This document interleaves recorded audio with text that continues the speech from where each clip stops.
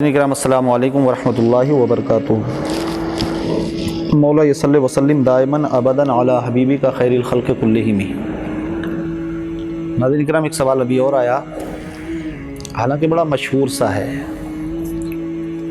کہ جب آدمی کو قبر میں اتارتے ہیں تو سوال ہوتے ہیں، عربی میں ہوتے ہیں سوال، 3 سوال ہوں گے، ہر انسان سے ہوتے ہیں۔ حدیث شریف ہے اس کے تعلق سے کہ جیسے ہی مردے کو قبر میں رکھ کر لوگ اس کی قبر سے ہٹتے ہیں اور 40 قدم چلتے ہیں، اس کے بعد 2 فرشتے ایک بھیانک صورت کے اندر، بلکہ یہاں تک آیا حدیث پاک میں کہ ان کے دانت اتنے بڑے ہوتے ہیں کہ زمین پھاڑتے ہوئے آتے ہیں دانتوں سے، وہ ان کی آنکھیں دیگ کی برابر ہوتی ہیں، منہ سے آگ کے شعلے نکلتے ہوتے ہیں، آتے ہیں اور آنے کے بعد میت کو جھنجھوڑ کر اٹھاتے ہیں۔ وہ ایمان والا ان سے خوف زدہ نہیں ہوتا، اور آنے کے بعد پھر وہ سوال کرتے ہیں من ربو کا، تیرا رب کون ہے؟ مومن بندہ ہوتا ہے تو پہلے سوال کا جواب بڑی آسانی سے دیتا ہے، ربی اللہ، میرا رب اللہ ہے۔ دوسرا سوال کرتے ہیں ما دینک، تیرا دین کیا ہے؟ بندہ پھر جواب دیتا ہے دینی الاسلام، میرا دین دین اسلام ہے، وہ دین جو اللہ کا محبوب دین ہے۔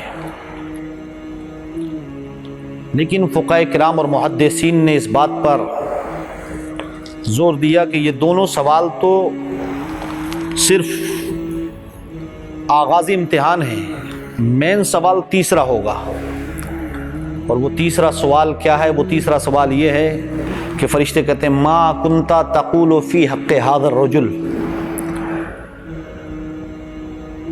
فقہاء کرام فرماتے ہیں اس وقت پیارے مصطفیٰ قبر میں تشریف لاتے ہیں، حضور کا چہرہ انور دکھایا جاتا ہے، نام نہیں بتایا جاتا، بلکہ اشارہ کر کے بتاتے ہیں کہ ان کے بارے میں، یہ جو مرد نظر آ رہا ہے اس کے بارے میں کیا کہتا ہے، نہیں کہتے ما کنتا، کیا کہتا تھا، قبر میں کیا کہتا یہ نہیں، ما کنتا تقول، جب اوپر تھا زمین پر اس وقت کیا کہتا تھا۔ بندہ اگر مومن ہے، وفادار مصطفیٰ ہے، جس نے دنیا میں مصطفیٰ کی بارگاہ میں عقیدت سے درود و سلام پڑھا ہوگا، نبی کونین صلی اللہ تعالی علیہ وسلم کے عشق کا چراغ اپنے سینے میں جلایا ہوگا، وہ مچل کر کہے گا ہوا رسول اللہ صلی اللہ تعالی علیہ وسلم، ہوا حبیبی، وہ اللہ کے رسول میرے محبوب ہیں، یعنی محمد رسول اللہ صلی اللہ تعالی علیہ وسلم ہیں، اللہ کے پیارے بندے، پیارے محبوب ہیں۔ حدیث شریف میں آتا ہے پھر فرشتے کہتے ہیں نم کا نومۃ العروس، اب ایسا سو جائے جیسے دلہن سوتی ہے، اب کوئی اٹھانے والا تجھے نہیں۔ برادران اسلام، سوال یہ آیا کہ رہنے والا چائنا کا ہے، رہنے والا ہندوستان کا ہے، بولنے والا کچھ ہے، جواب کیسے دے گا؟ ہم نے کہا جس رب نے یہ ساری چیزیں مقدرات کی ہیں وہی رب اس کو زبان بھی عطا فرماتا ہے، بلکہ کچھ محدثین نے فرمایا کہ مرنے کے بعد ہر انسان کی زبان عربی ہو ہی جاتی ہے آٹومیٹکلی، ادھر فرشتے سوال کرتے ہیں، ادھر بندہ جواب دیتا ہے۔ لیکن حضرات، جو آدمی مومن نہیں ہوتا اس کے بارے میں حدیث پاک میں آیا کہ جب اس سے پوچھا جائے گا من ربک، تیرا رب کون ہے، تو وہ ہر سوال کے جواب میں کہے گا لا ادری، مجھے خبر ہی نہیں، میں جانتا ہی نہیں، مجھے نہیں پتا۔ دوسرے کے جواب ما دینک، کہے گا لا ہا لا ادری، ہا من لا، افسوس افسوس، میں نہیں سمجھ سکا، میں نہیں جان سکا، مجھے نہیں پتا۔ پھر تیسرا سوال وہی ہوگا ما کنتا تقول فی حق ھذا الرجل، تو وہ کہے گا جو مصطفیٰ کو جانتا مانتا نہیں تھا، جانتا تو تھا، کہتا ہے ہاں سنا تھا، لوگ کہتے تھے کہ وہ محمد اللہ کے رسول ہیں۔ پھر فرشتے ٹھکائی پہ تیار کر دیا کرتے ہیں، قبر کو عذاب سے بھر دیا جاتا ہے۔ حضرات محترم، قبر آخرت کا پہلا زینہ، پہلی منزل ہے۔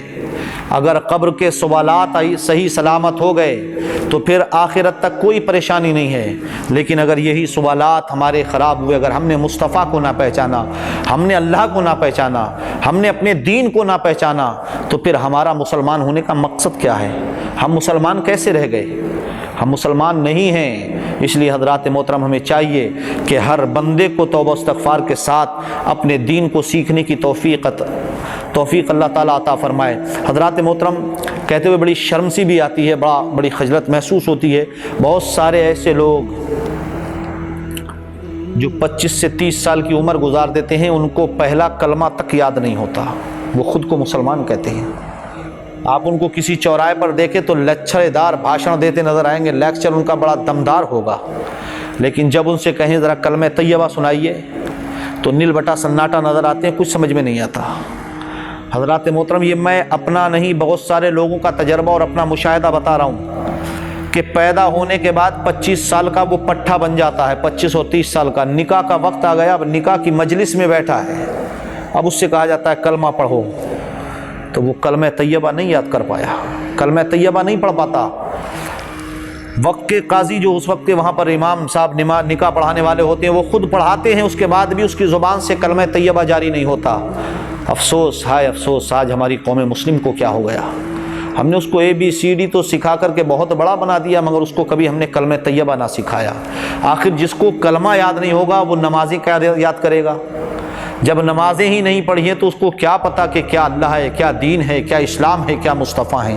اللہ تعالی ہمیں آپ کو سب کو عمل خیر کی توفیق عطا فرمائے، ہمیں دین سیکھنے کی توفیق عطا فرمائے۔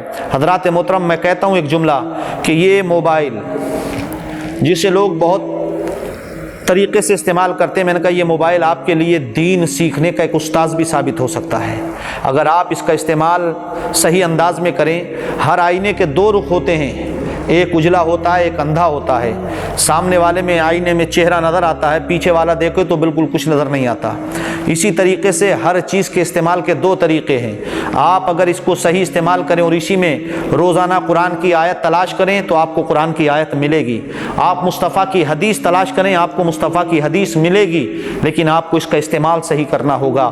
اس لیے ہمیں چاہیے کہ ہم روز مرہ کے جو ہمارے مسائل ہیں، ہم ان مسائل کو اسی سے سیکھ سکیں اور اس کو سیکھ کر کسی عالم دین کے پاس بیٹھ کر ہم رابطہ رکھیں تاکہ وہ ہمارے ان مسائل کی اصلاح کر سکے اور ہم صحیح طور پر مسلمان کہلانے کے حقدار ہو جائیں۔ اللہ تعالی ہمیں آپ کو سب کو عمل خیر کی توفیق عطا